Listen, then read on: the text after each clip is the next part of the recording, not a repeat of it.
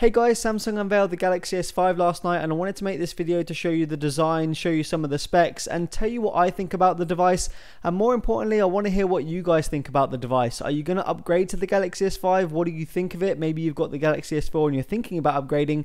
Let me know in the comments. So we'll start off with the design here. You can see from the right hand side the front of the device, and it pretty much follows any other Galaxy S device here. Not much has changed really. You've still got the physical home button, which in this case does double as a fingerprint scanner. You've got the capacitive buttons on the left and right hand side. For some reason they always put the back button on the right hand side. Don't ask me why.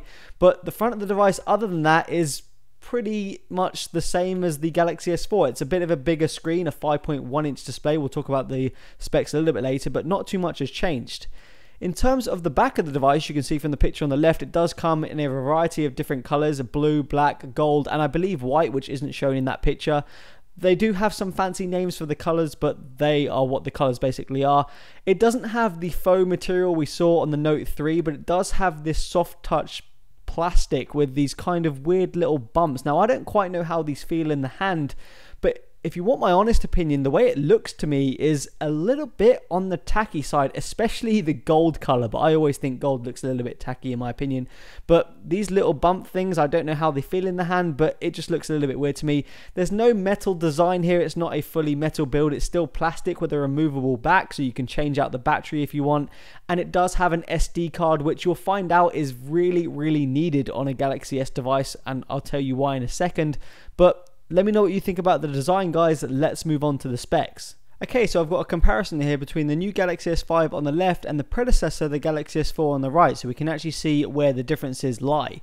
Now we'll start off with the dimensions, and essentially what you're going to see is the Galaxy S5 is a little bit bigger and wider than the Galaxy S4. That's pretty obvious considering we have a slightly bigger screen and there's a few more sensors in the Galaxy S5 that aren't in the Galaxy S4. It also weighs a bit more, 145 grams compared to 130 grams. You probably won't notice the difference. In total, the footprint of the Galaxy S5 is about the same as the Galaxy S4. You probably won't notice if you held them. It may be slightly wider, but again, you probably wouldn't notice that. We'll scroll down here and we'll check out this. So it does have a fingerprint scanner over the home button. You have to swipe to activate it. It's also IP67 certified, which means it's dust and water resistant up to 1 meter and 30 minutes in terms of time.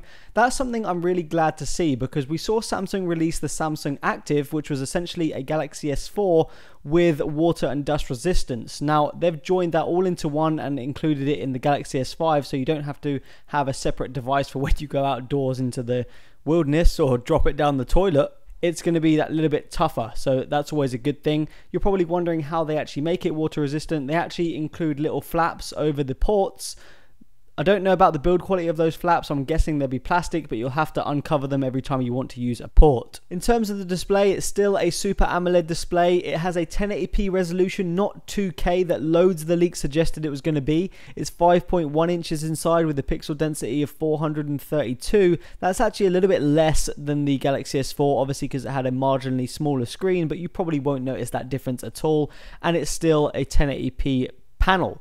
So yeah, we'll move on for that because there's not much to say here. It still has a micro SD card slot up to 128 gigabytes. It comes with 16 or 32 gigabytes of internal storage and 2 gigabytes of RAM. So it still doesn't have that 3 gigabyte upgrade that we saw some other devices have, like I believe the Xperia Z2 I think has that. Now, I mentioned before that you probably need more space on a Galaxy device and an SD card because the ROM for TouchWiz on the Galaxy S5 is 8 gig. It takes up 8 gigabytes of your space. So if you have a 16 gigabyte model, that's pretty much half your space gone just as you take it out the box. You haven't even installed any apps yet. So be aware of that if you want the Galaxy S5. Moving on to the camera, and this is an area where I think it is a nice upgrade. It's 16 megapixels.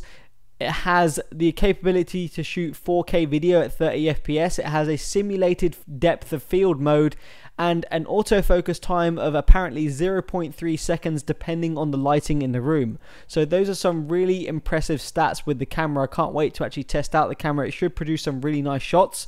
4K at 30 frames per second is also very impressive as well, but I don't have anything to actually display 4K, and the screen itself doesn't display 4K as being only 1080p, so I'm not sure how much that's a useful feature, and it will take up a lot of space recording in 4K. Obviously Android 4.4.2 KitKat. The chipset is the Snapdragon 801, that is confirmed. There's also another model with the Exynos chipset, but we'll just talk about the 801. So it's the quad-core 2.5 GHz Crate 400 with the Adreno 330 GPU, so it has a higher clock than the Snapdragon 800, and the GPU, the Adreno 330, is the same one that's in the Nexus 5, but it is also overclocked to 587 MHz. Now that is quite a substantial overclock, and it actually puts the GPU right at the top of the list of pretty much any device out there right now. So it has taken a nice upgrade in terms of clocks at least, but a lot of people were hoping for the Snapdragon 805.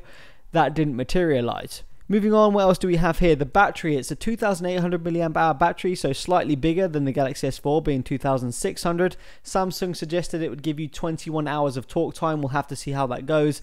They also added a new power saving mode to TouchWiz, which being an AMOLED display, basically if you turn that on, it just changes it to a grayscale of basically black and white. We all know that AMOLED displays don't use any power to display black, so that should save you some battery life if you need it.